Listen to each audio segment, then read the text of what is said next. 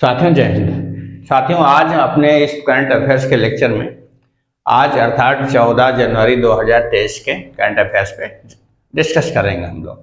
साथियों current affairs का lecture हमारा बहुत इंपॉर्टेंट होता है, डिटेल लेक्चर होता है। किसी भी क्वेश्चन के कॉन्सेप्चुअल बेस से लेकर के सभी चीज़ें आपको बताई जाती हैं। तो साथियों डेली हमारे साथ लगभग आधे घंटे 25 से 30 मिनट के बीच आप बने रहा करिए। पूरा डिटेल स्टडी होती, कहीं और जाने की आपको ज़रूरत नहीं है। इससे हमारे करंट अफेयर के लेक्चर में आपका कंप्लीट हो जाएगा। आपको नोट डाउन कर लिया करें, रिवाइज करते रहिए, कोई भी एक भी क्वेश्चन आपका इससे बाहर नहीं जाएगा। बहुत इंपॉर्टेंट लेक्चर होता है क्योंकि 30% एग्जाम का आपका बहुत अच्छा इसका वेटेज होता है। इसलिए आइए साथियों देखते हैं आज का करंट अफेयर्स।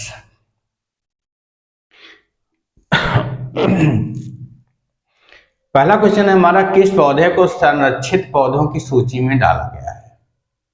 तो ये पश्चिमी घाट में पाया जाता पौधा। गवर्नमेंट ने इसे 1972 जो अधिनियम है, संरक्षण अधिनियम, उसके 3rd सूची में इसको डाला गया। सूची 30 के तहत इसको रख दिया है। तो किसने रखा है? पर्यावरण, वानिकी और जलवायु परिवर्तन मंत्रालय ने वन्य जीव संरक्षण अधिनियम 1972 की 3rd सूची में इसको डाल दिया गया। इसका नाम है नील कुरिंजी। नील कुरिंजी होता है और इसका और एक नील कुरिंजी की 70 प्रजातियां होती हैं। इसमें एक प्रजातियां जो मुख्य है उसका जो नाम है स्ट्रोबिलेथेंस कुथियाना, रासायनिक नाम है। उसको जो है सजावटी और औषधि पौधों के रूप में उपयोग किया जाता है। तो ये लगभग क्या होता है, लुप्त प्राय होता जाता है। और इसकी विशेषता है कि हर एक 12 साल में ये उत्पन्न होता है। तो कौन से पौधों में डाला गया है? नील कुरिंजी। नील कुरिंजी इसका रासायनिक नाम क्या है? जो है इसकी एक वैरायटी है स्ट्रोबिलेथेंस कुथियाना। स्ट्रोबिलेथेंस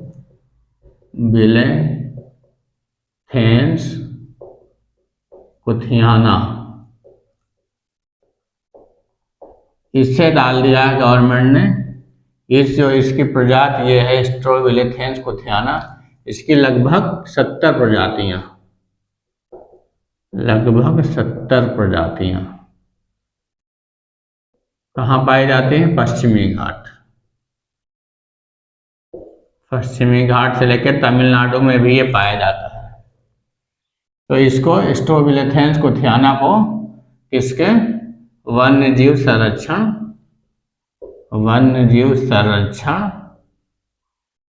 अधिनियम 1972 की अनुसूची 3rd में रखा गया है। किसने रखा है? आपका पर्यावरण, वानिकी और जलवायु परिवर्तन मंत्रालय ने। इसके द्वारा इसमें रखा गया है। कौन सा मंत्रालय? पर्यावरण, वानिकी और जलवायु परिवर्तन मंत्रालय।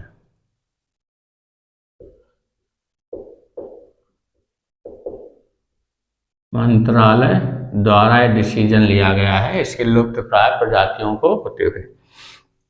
अगर कोई इसको छेड़ेगा, इसको कोई नष्ट करेगा तो इस पे कितने का जुर्माना है? 25,000 का जुर्माना रखा गया है।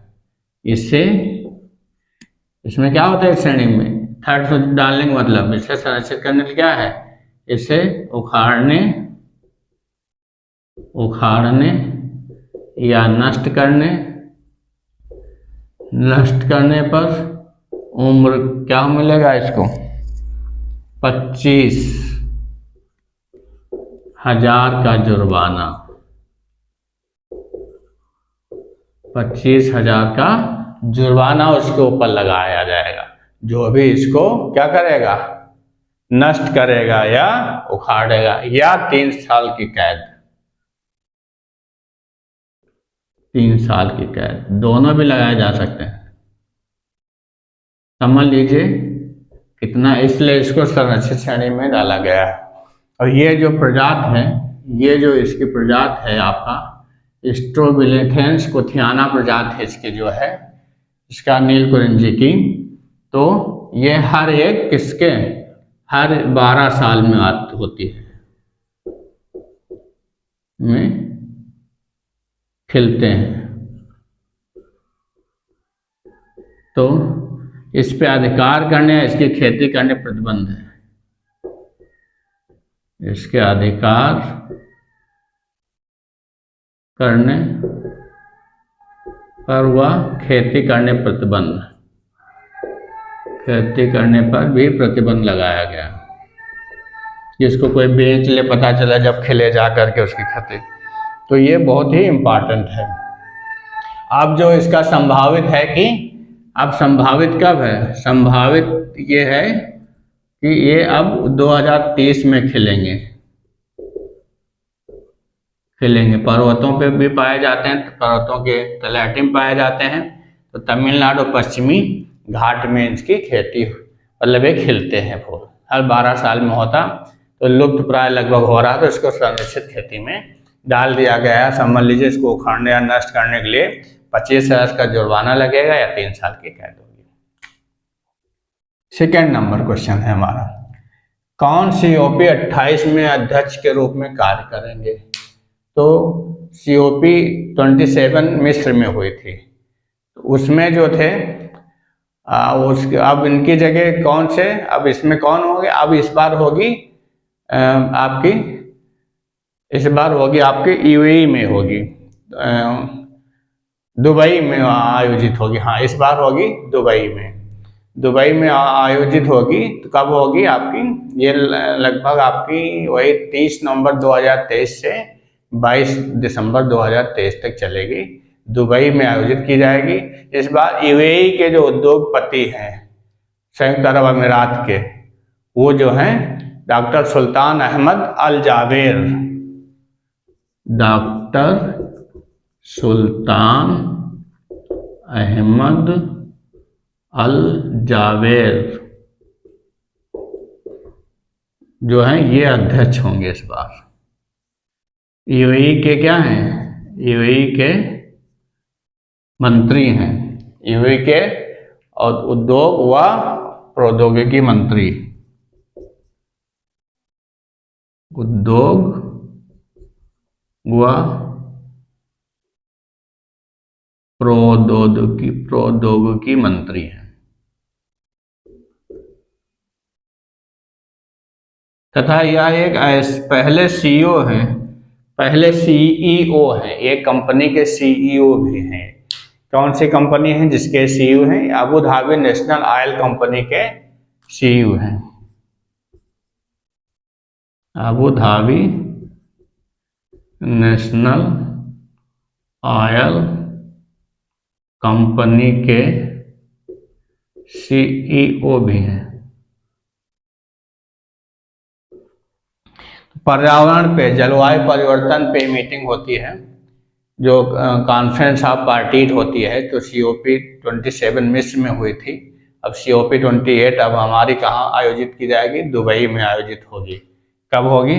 ये 10 साल से लगातार COP में भाग ले रहे हैं, 10 साल से लगातार COP में भाग लेते हैं, कॉन्फ्रेंस ऑफ पार्टीज में प्रतिभाग करते आ रहे हैं। प्रतिभाग करने का अनुभव है, करने का इनको अनुभव है। कहाँ होगी COP? तो COP 28 जो होगी दुबई में आयोजित होगी। कहाँ होगी? दुबई में आयोजित होगी। कब होगी? 23 नवंबर 2023 से 12 दिसंबर 2023 तक ये आयोजित की जाएगी, 13 दिन। तो पहले CEO भी होंगे, अगर पूछा जाए कौन पहले CEO हैं जो इसके अध्यक्ष बनेंगे? डॉक्टर सुल्तान अहमद अल जावेर, किसके CEO रहे हैं? Abu Dhabi national oil company के CEO हैं। 10 साल का इनको अनुभव है। साथियों अगला क्वेश्चन करने के पहले हम लोगों को मिटाना पड़ेगा इसको, तो मिटा लेते हैं। और अगला क्वेश्चन पे आते हैं। थर्ड क्वेश्चन हमारा है कि भारतीय मूल की पहली महिला सिख न्यायाधीश कहाँ बनी है। तो आप समझ गए होंगे ज़्यादातर कहाँ बनते हैं, जो सुर्खियों में आते हैं। तो ये अमेरिका में भारतीय मूल वाले झंडा गाड़े हुए हैं, भारत का नाम रोशन करते हैं, चाहे आपके उपराष्ट्रपति हों कमला हैरिस, और अभी हाल में आपको अभी बताया गया था चीफ टेक्नोलॉजिस्ट नासा के भी बने हैं, ऐसी चारणिया भी भारतीय मूल के हैं। उसी तरीके से ये जो हैं आपकी भारतीय मूल की पहली महिला न्यायाधीश कौन सी हैं, मनप्रीत मोनिका सिंह जी जो हैं कहाँ के हैं, मनप्रीत मोनिका सिंह। मनप्रीत से समझ गए होंगे सिख हैं, भारतीय मूल की हैं, भारतीय मूल की। ये कब 1970 में इनका परिवार जो है 70 में इनके पिता जो हैं कहाँ बस गए थे, ह्यूस्टन में। पिता भारत से जाकर कहाँ बचे गए, ह्यूस्टन यूएसए में। अब ये कहाँ की सिख न्यायाधीश बनी है, पहली महिला भारतीय सिख न्यायाधीश कहाँ बनी है, तो टेक्सास में बनी है। कहाँ बनी है ये, टेक्सास में। कहाँ, हैरिस काउंटी में। कहाँ बनी है, टेक्सास के हैरिस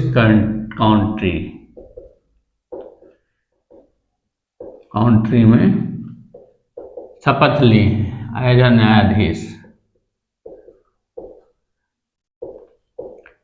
न्यायाधीश की कौन करता है, राष्ट्रपति करता है, राष्ट्रपति नियुक्ति करता है,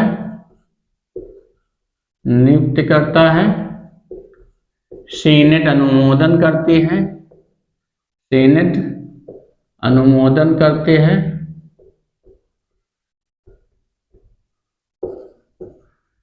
कोई कार्यकाल निश्चित नहीं होता है। इसका कार्यकाल वहाँ के न्याय जुडिशरी में कोई कार्यकाल अमेरिका में निश्चित नहीं होता है, या तो अपने आप सेवानिवृत्त हो जाए या वो क्या हो जाए, या तो उसको सीनेट द्वारा हटाया जाए। कार्यकाल निश्चित नहीं,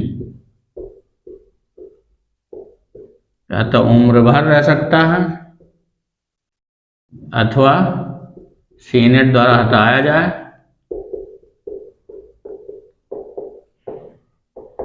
या स्वयं इस्तीफा दे।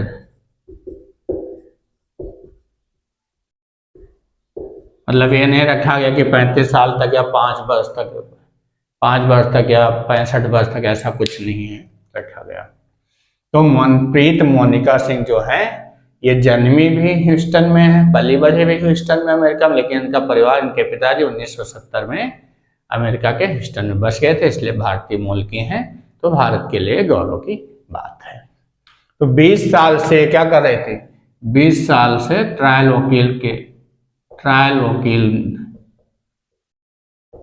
वकालत कर रही थी, ट्रायल वकील थी। अनुभव था, ऐसे नहीं जज बना देंगे। तो दोस्तों इसको नोट डाउन कर लीजिए आप, इंपॉर्टेंट चीज है। अगला क्वेश्चन है हमारा कि किन 10 देशों के अनिवासी खातों के यूपीआई लेन देन की अनुमति दी गई है। तो 10 देशों के यूपीआई लेन देन होता क्या है, यूपीआई तो आप जानते हैं क्या होता है। यूपीआई का फुल फॉर्म क्या है, जैसे भीम यूपीआई आपने सुना होगा, होता है। यूपीआई से क्या होता है, ये ऑनलाइन भुगतान त्वरित भुगतान प्रणाली है, ऑनलाइन सुरक्षित त्वरित भुगतान प्रणाली है यूपीआई। इसका फुल फॉर्म क्या होता है, यूनाइटेड पेमेंट इंटरफेस। यूपीआई होता क्या है, ये होता है, कौन सा क्वेश्चन है आपका? चौथा। यूपीआई का मतलब होता है यूनाइटेड पेमेंट इंटरफेस। ऑनलाइन त्वरित सुरक्षित भुगतान प्रणाली है। सुरक्षित भुगतान प्रणाली है। तो इसके द्वारा किन 10 देशों को जो है क्या किया गया है? इसकी स्थापना कब से हुई थी यूपीआई की? ये 2016 में ट्रायल हुआ था इसका, ट्रायल पायलट प्रोजेक्ट पे, पायलट प्रोजेक्ट के रूप में ट्रायल हुआ था, फिर लॉन्च हुआ पूरे में, NPCL कंपनी द्वारा लॉन्च। तो ये यूपीआई सिस्टम, इसमें 10 देशों को। अनिवासी खाता क्या होता है? क्वेश्चन में है कि अनिवासी खाता, तो इसको जान लेते हैं। अनिवासी खाता क्या होता है? अनिवासी खाता का मतलब अकाउंट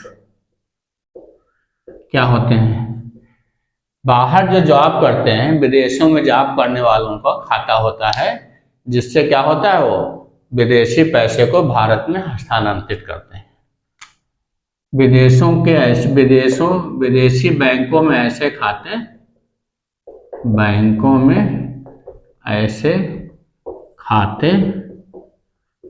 जिनके द्वारा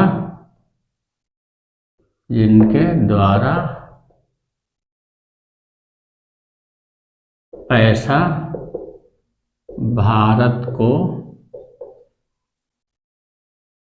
स्थानांतरित किया जाता है, स्थानांतरित अथवा भेजा जाता है। उसे क्या कहते हैं? अनिवासी खाता कहते हैं। जो वहाँ का निवासी नहीं होता, उसका जो खाता है अनिवासी खाता होता है। भारत में उसके द्वारा पैसा आता है। तो ऐसे किन 10 देशों को मान्यता दी गई है? 10 देशों को मान्यता दी गई है इसमें। और 10 देश वो कौन कौन से हैं, किसने मान्यता दी है? तो भारतीय राष्ट्रीय भुगतान निगम ने 10 देशों को मान्यता यूपीआई पेमेंट की अनिवासी खातों द्वारा। समझ गया? अनिवासी खातों क्या होता है? विदेशों से जो पैसा भारत भेजा जाएगा, जिस खाते से, खातों द्वारा। किसने दिए? भारतीय राष्ट्रीय भुगतान निगम ने। भारतीय राष्ट्रीय भुगतान निगम द्वारा। 10 देश कौन कौन से हैं? एक तो सिंगापुर है आपका, ऑस्ट्रेलिया है, नंबर 2 ऑस्ट्रेलिया है, अमेरिका है, और कौन सा है आपका? यूनाइटेड किंगडम है, यूके, ब्रिटेन जिसको कहते हैं आप, यूके है, हांगकांग है, यूएई है, ओमान है, दुबई है, सऊदी अरब है, 1 2 3 4 5 6 7 8 2 देश और हैं। Singapore, Australia, America, UK, Hong Kong, UAE, Oman, Saudi Arab. और 2 देश हैं जिनको मान्यता दी गई। एक तो आपका कनाडा है,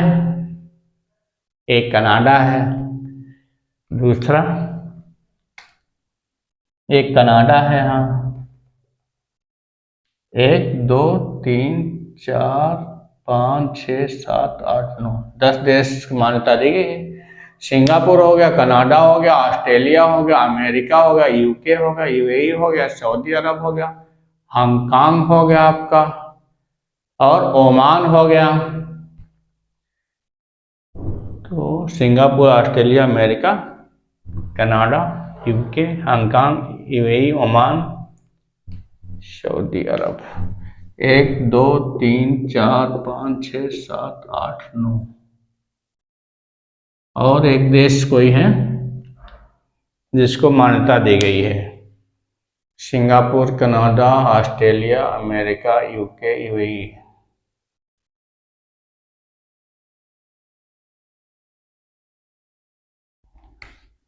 और बाद में बता देंगे आपको, अभी याद नहीं आ रहा कोई देश, etc। तो इन देशों को क्या किया गया है, मान्यता दी गई है आपको 10 निवासी खातों को यूपीआई द्वारा, इसमें 10 देशों का निवासी खाते यूपीआई लेन देन की अनुमति दी गई। किन 10 देशों को? तो आपको Singapore, Australia, America, UK, Hong Kong, UAE, Oman, Saudi Arab, Canada देशों को मान्यता दी गई है अनिवासी खातों द्वारा। अगला क्वेश्चन है हमारा कि वैश्विक जोखिम रिपोर्ट का 18वां संस्करण किसके द्वारा जारी किया गया? तो ये है 5वां। तो वैश्विक जोखिम रिपोर्ट जो होती है हमारा किसके द्वारा जारी की जाती है? ये आर्थिक, विश्व आर्थिक जो मंच होता है उसके द्वारा, विश्व आर्थिक मंच द्वारा ये जारी की जाती है। विश्व आर्थिक मंच द्वारा जारी की जाती है, मंच द्वारा जारी की जाती है।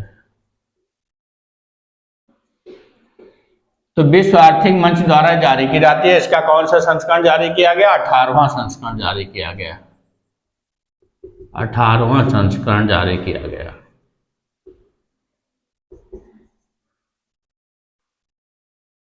और किन मुद्दों पे, किन बेस इसका होता है, किस बेस पे जारी किया जाता है, तो उसको हाईलाइट किया जाता है। जैसे आपका इसमें जीवन यापन की लागत और संकट बताया गया है, खाद्य आपूर्ति संकट बताया गया है, और इसमें बढ़ती हुई मुद्रास्फीति बताएगी, बुनियादी ढांचे में साइबर हमले 2023 के शीर्ष जोखिम है।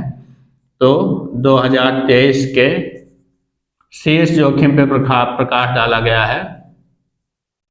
जोखिम पे सबसे पहले ऊपर सबसे रखा गया है, इसमें हमने अभी आपको बताया था जीवन यापन लागत संकट, जीवन यापन लागत संकट पे जोखिम बताया गया है। और क्या बताया गया है? दूसरा क्या बताया गया है? दूसरा उसके स्थान दिया गया, जैसे बढ़ते हुए मुद्रास्फीति है, खाद्य आपूर्ति पे बताया गया। खाद्य आपूर्ति संकट शुरू हो गया है, पाकिस्तान में आटा दाल की मारामारी हो रही है, खाद्य आपूर्ति में संकट बताया गया है संकट। तो ये मुद्रास्फीति, महंगाई जिसको कहते हैं, मुद्रास्फीति संकट रहेगा आपका। बुनियादी ढांचे पर साइबर हमले, बुनियादी मतलब साइबर क्राइम, बुनियादी ढांचे पर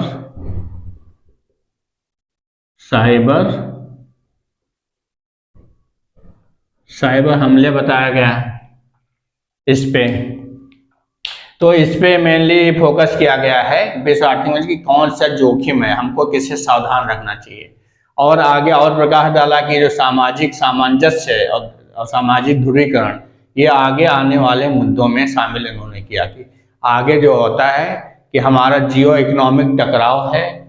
आगे जो इन्होंने विशेष मुद्दे, जो इसमें विशेष एंट्री मिली है, इस रिपोर्ट में विशेष एंट्री दिया गया है कि सामाजिक सामंजस्य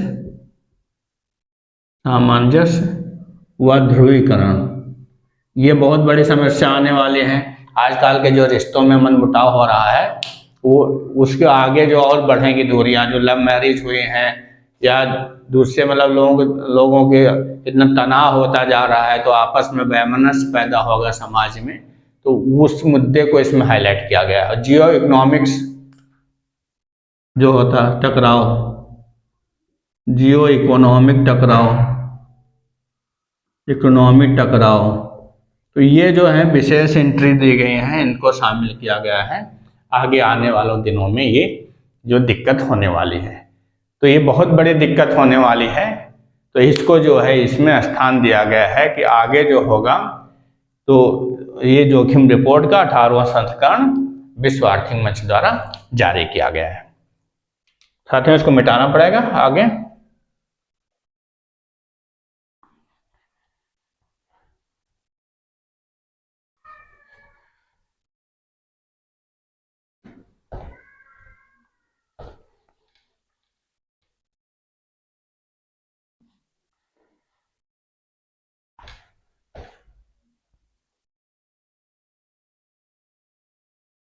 हाँ, ये अगला देश जो है आई थिंक जापान को शामिल किया गया। 10 देश हो गए आपके, जापान को शामिल किया गया है, जिनको 10 देशों को मान्यता, और यूपीआई और क्या कह रहा है कि अभी और हम और अन्य देशों को भी इसमें विस्तार करने की उसमें और बताया गया, इसका और विस्तार किया जाएगा जहां यूपीआई पेमेंट हो सकता है।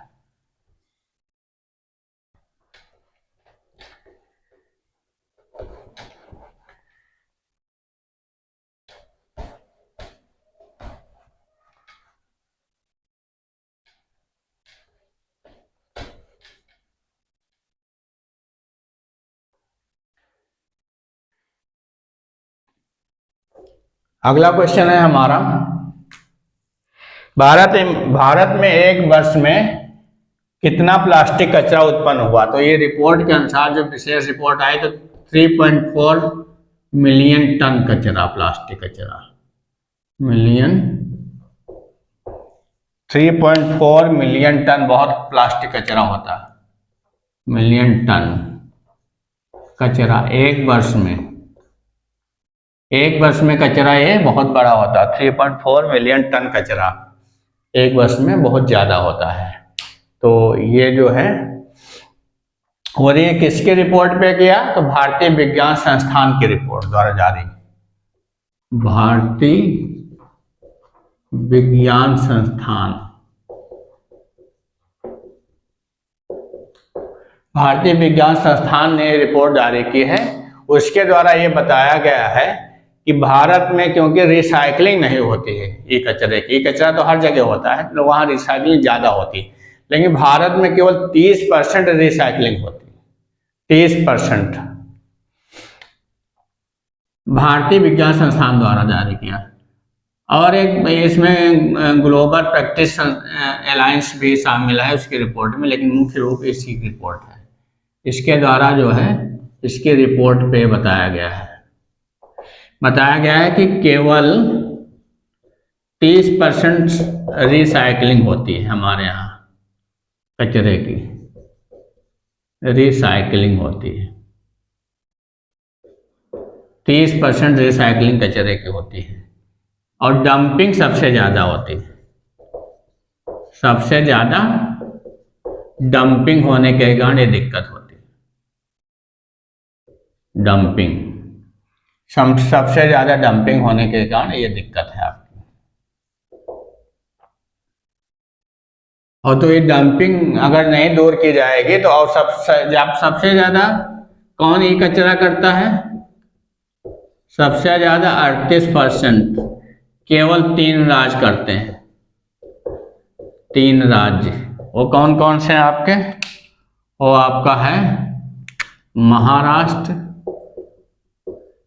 महाराष्ट्र, गुजरात और तमिलनाडु, जो ज़्यादा विकसित हो रहे हैं वही ज़्यादा कचरा कर रहे हैं।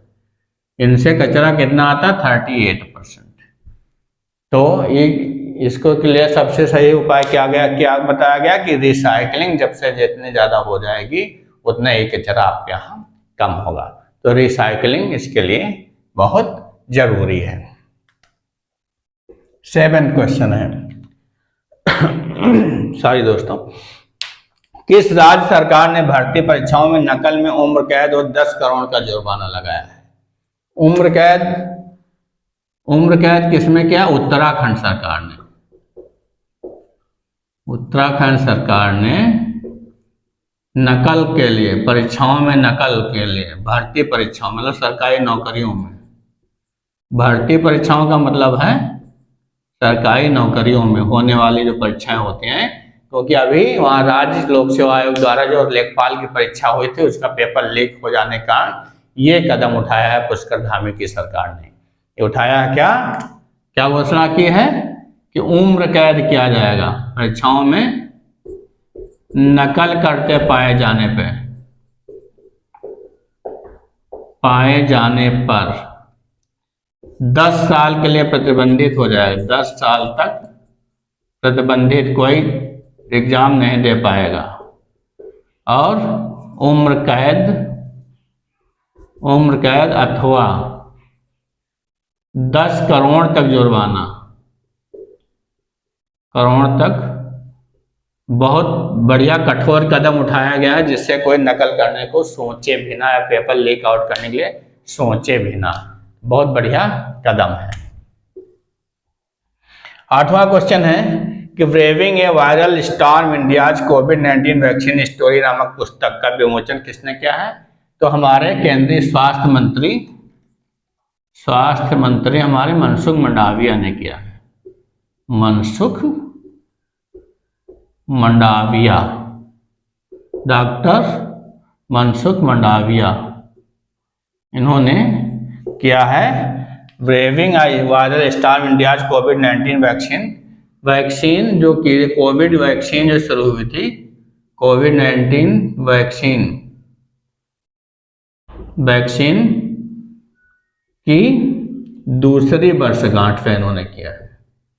दूसरी वर्षगांठ कब शुरुआत हुई थी? ये जनवरी 2021 में शुरू था। दूसरी वर्षगांठ पे ये इन्होंने इस पुस्तक का विमोचन किया है। किसकी पुस्तक है ये? तो ये पुस्तक है हमारे बहुत ही फेमस जो है,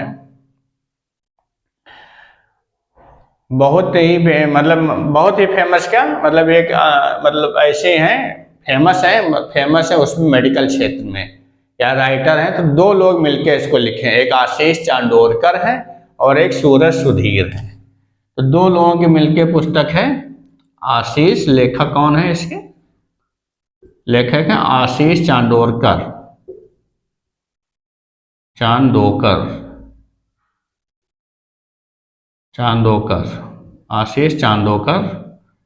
आशीष चांदोकर और सूरज सुधीर, 2 राइटर हैं इसके।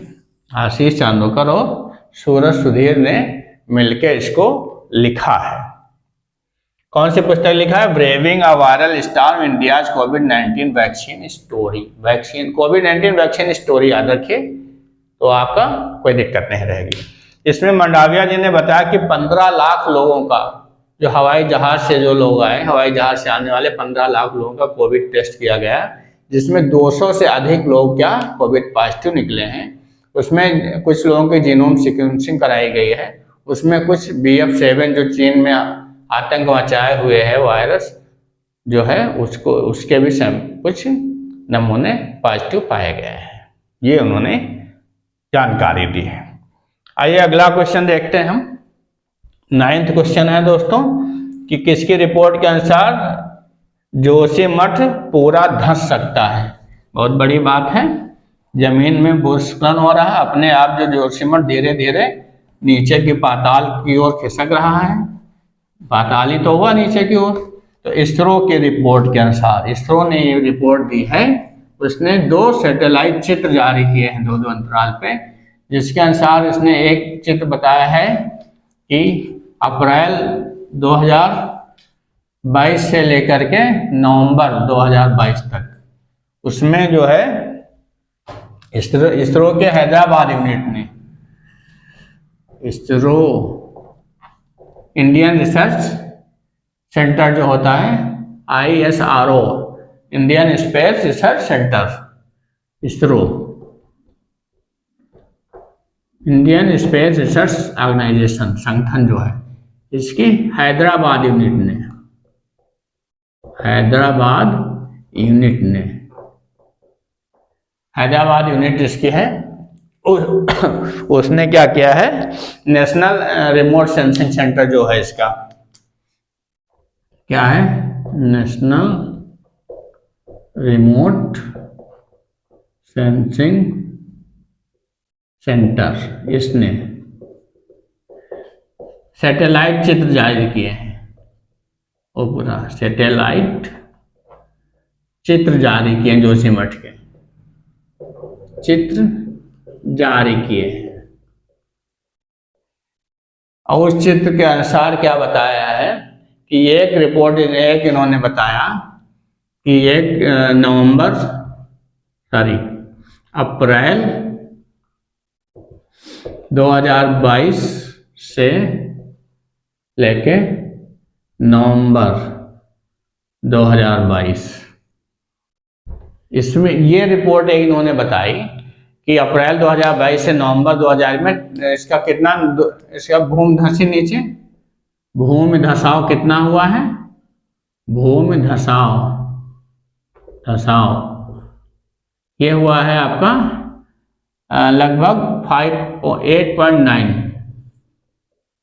8.9 सेंटीमीटर लगभग जो है ये भूमि धसाव पाया गया अप्रैल 2022 से नवंबर 2022 में।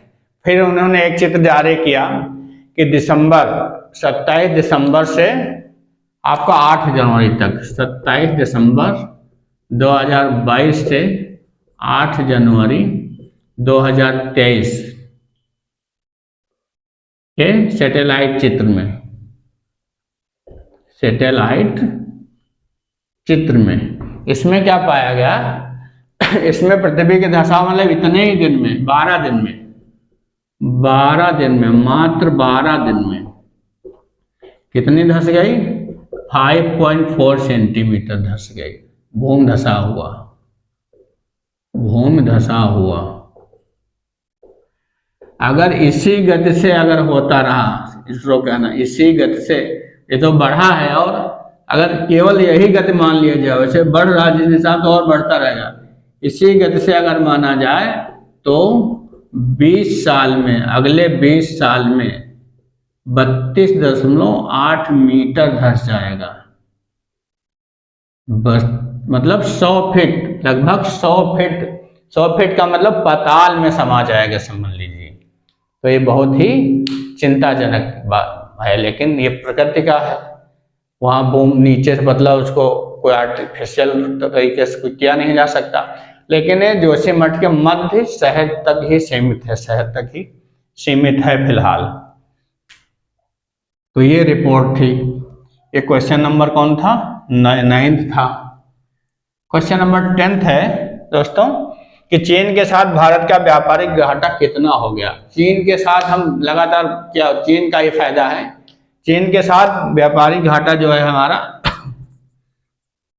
चीन के साथ व्यापारिक घाटा इकोनॉमिक सर्वे द्वारा पता चला है, व्यापारिक घाटा इकोनॉमिक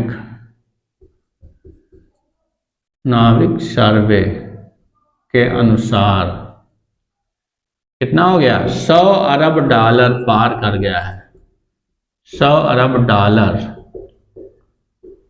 पार कर गया है। बताइए कितनी बड़ी बात है। चीन से हमारा आयात जो है, चीन से आयात कितना है हमारा, कितना है, बहुत ज़्यादा आयात है। चीन से हमारा आयात बहुत ज़्यादा है, बहुत ज़्यादा का मतलब 118.5 अरब डॉलर, 118.5 अरब डॉलर हुआ है पिछले साल, मतलब 2022 में। और निर्यात कितना हुआ है, निर्यात केवल 17.84 अरब डॉलर हुआ। 100 डॉलर से अधिक है, समझ लीजिए 4.8 अरब। अब समझ लीजिए 100 अरब डॉलर से, 100 अरब डॉलर से से अधिक नुकसान है, अधिक व्यापारिक घाटा है। तब भी हमको आंख दिखाया, हम लोग भारत से इतना पैसा ले जाता है तब भी हम लोगों को ये आंख दिखाता रहता है। बदतमीजी है, साम्राज्यवादी नीति है इसकी। तो साथियों ये रहे हमारे 10 बहुत ही इंपॉर्टेंट क्वेश्चन। आशा है करंट अफेयर, आशा है आपको समझ में आया होगा। साथियों डेली हमारे साथ बने रहिए, हम लोग 10 क्वेश्चन का डेली पोस्टमार्टम करते हैं और ये आप डेली इसको नोट करते रहिए, नोट डाउन करते रहिए, नोट डाउन करते रहें, रिवीजन करते रहें। कोई भी ऐसा क्वेश्चन नहीं होगा जो आपको इस लेक्चर से बाहर चला जा साथियों। इसलिए क्या करना है, आप डेली इसको नोट डाउन करते रहिए, हमारे साथ बने रहिए, इसका रिवीजन करते रहिए और आपको इसका आगे आने वाले एग्जाम में बहुत लाभ प्राप्त होगा। 30% जो लगभग करंट अफेयर आता है उसमें आप परचम लहराएंगे। मैक्सिमम क्वेश्चन, अधिक से अधिक लगभग सभी क्वेश्चन आपके हो जाएंगे, एक भी क्वेश्चन बाहर नहीं जाएगा, क्योंकि हम सभी क्वेश्चन को इसमें कवर करते हैं। देश विदेश के जितने लेटेस्ट क्वेश्चन होते हैं डेली के, बस डेली का आप मेरा रिवीजन करते, नोट डाउन करते रहिए, उसको रिवीजन करते रहिए वीकली कम से कम। साथियों इसके अलावा हमारे कैलिबर अड्डा में बहुत से लेक्चर्स हैं, आप अब जाइए उसको विजिट करिए। और थोड़ा सा भी आपको लगे कि हम लोग मेहनत कर रहे हैं, आपके लिए कुछ गुणवत्तापूर्ण ला रहे हैं, तो आप उसको क्या करिए, उसको शेयर अवश्य करिए। हमारे कैलिबर अड्डा के चैनल को शेयर करिए और आप सब्सक्राइब कर लीजिए और बेल आइकन ऑन कर लीजिए, जिससे आपको तुरंत जैसे वीडियो पड़े आपको लेक्चर मिल जाए, आप उसका रिवीजन कर सकें, लाभ उठा के अपने लक्ष्य की पूर्ति कर सकें। तो साथियों मस्त रहिए, पढ़ाई में व्यस्त रहिए, कैलिबर अड्डा की सहायता से अपने लक्ष्यों को प्राप्त कीजिए। यही हमारी शुभकामनाएं हैं। जय हिंद साथियों।